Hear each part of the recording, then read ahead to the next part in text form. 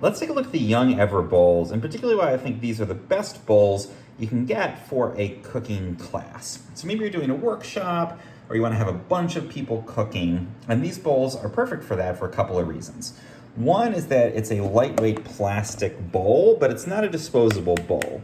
I've run these through the dishwasher and I find that they are perfectly capable of standing up to being in the dishwasher, particularly they'll last a long time if you keep them on the top rack.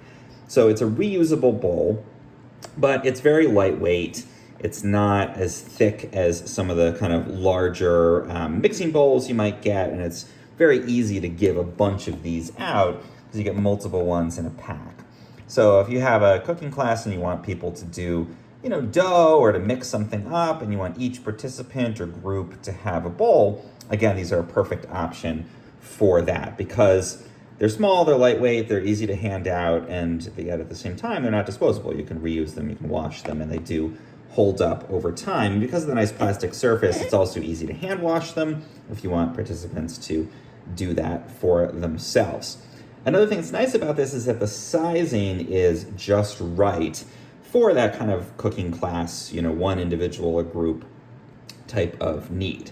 Sometimes there's big bowls, you're gonna make a bunch of like a double recipe of something and to make a ton of bread or something like that. This is not a bowl for that size of baking. It's for an individual portion if you're gonna do like one loaf pan's worth of dough, for example, or a dozen cookies worth of dough, or you're mixing up ingredients for meatballs or something like that.